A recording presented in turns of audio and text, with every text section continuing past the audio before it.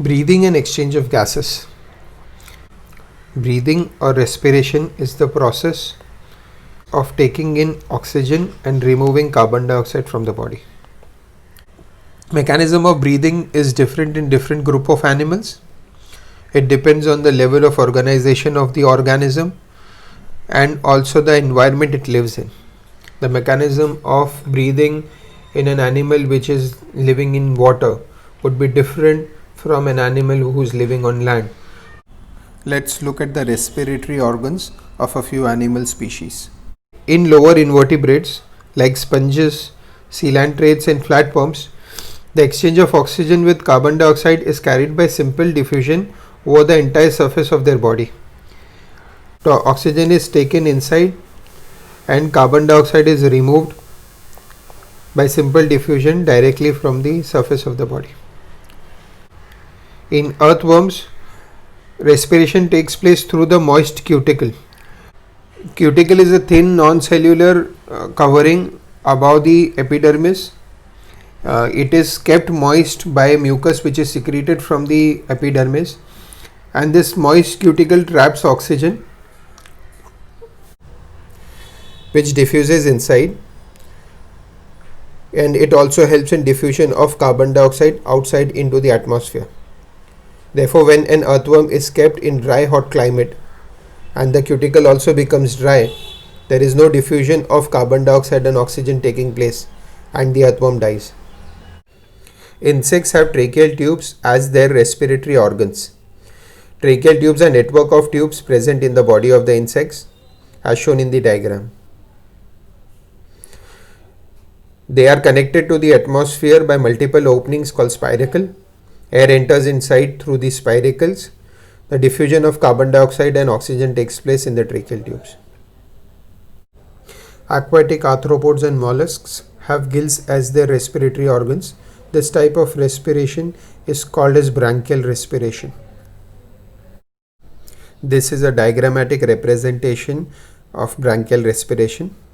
This is the oral cavity, pharynx, these are the gills, and the esophagus of a fish.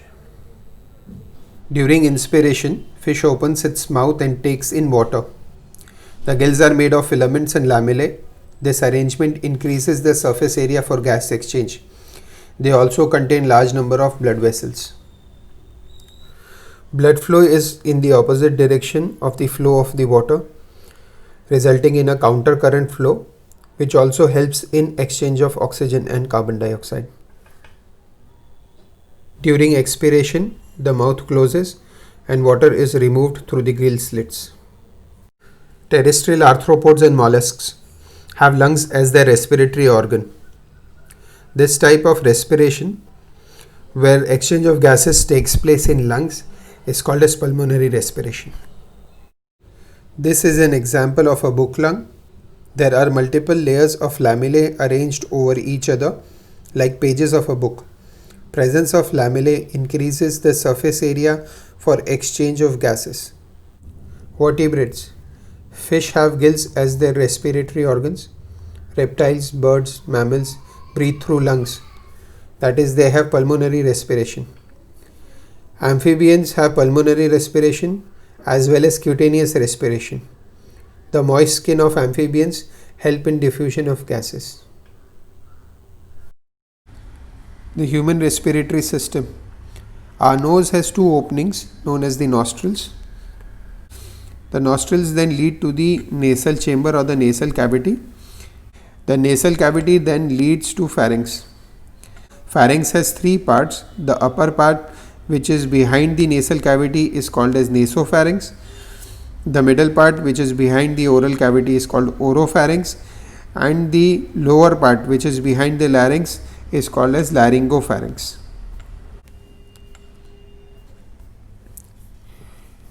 And from the pharynx, air enters the larynx, and from the larynx into the trachea.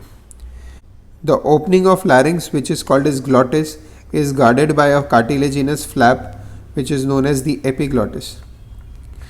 The epiglottis prevents entry of food in the larynx. So as we have seen that through the nostrils the air enters the nasal chamber and then into the pharynx, and which is the common passage for food and air. And from the pharynx the air enters the larynx. The larynx is also called as the sound box because it has vocal cords, and these vocal cords vibrate and produce sound. This is called as phonation. This sound is then articulated into different letters and words which we speak, which is done with the help of lips, soft palate, tongue, cheeks and jaw, and this is called as articulation. Larynx is followed by the trachea. Trachea is a straight tube which extends up to the mid-thoracic cavity. At the level of the fifth thoracic vertebra, trachea divides into right and left primary bronchi. The level at which the trachea divides is called as carina. Trachea is supported by an incomplete cartilaginous ring. It is the C-shaped ring which covers the trachea from the front and the sides. This ring is absent posteriorly. Trachea divides into right and left primary bronchi, which divide into secondary bronchi followed by tertiary bronchi and smaller bronchioles. With each division airways become smaller and smaller, and after many divisions the conducting part ends at the level of the terminal bronchioles. Conducting part is followed by the exchange part of the respiratory system. The exchange part consists of alveoli.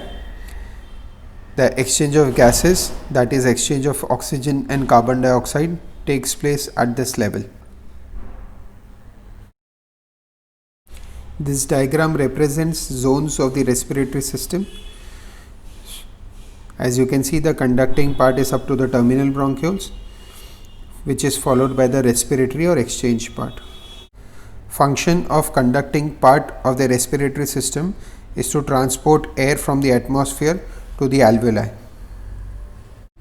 It clears the inhaled air from foreign particles and humidifies it. That is, it makes the inhaled air moist because dry air damages the lungs and brings the inhaled air to the body temperature. Function of respiratory or exchange part is exchange of oxygen and carbon dioxide. Oxygen diffuses from alveoli into the pulmonary capillaries, and carbon dioxide diffuses from the pulmonary capillaries into the alveoli. Let's look at the covering of the lungs. We have two lungs, the right lung and the left lung. Both are covered by a double layered covering called as the pleura.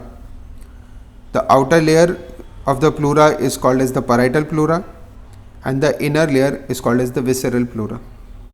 So in this diagram, the blue layer is the outer layer, which is the parietal pleura, and the red layer is the inner layer, which is the visceral pleura, and there is a space in between the two layers, which is called as pleural cavity. This pleural cavity is filled by fluid, which is called as pleural fluid. The outer pleura is attached to the inner surface of the thoracic cavity, and the inner pleura is attached to the lungs. Both the layers of pleura are held together by the pleural fluid. When thoracic chamber expands during inspiration, pleura pulls the lungs with it, due to which the lungs also expand. Let's take a look at the thoracic chamber. It is an airtight chamber. The lungs are situated in the thoracic chamber, also known as the thoracic cavity. Air which we inhale goes inside the lungs, but normally there is no air present outside the lungs in the thoracic cavity. The thoracic chamber is formed dorsally by the vertebral column, ventrally by the sternum, laterally by the ribs, and from the lower side or inferiorly by the dome-shaped diaphragm. Ribs are called as costae in Latin. The muscles between two costae or two ribs are called as intercostal muscles. There are two types of intercostal muscles: external intercostal muscles and internal intercostal muscles.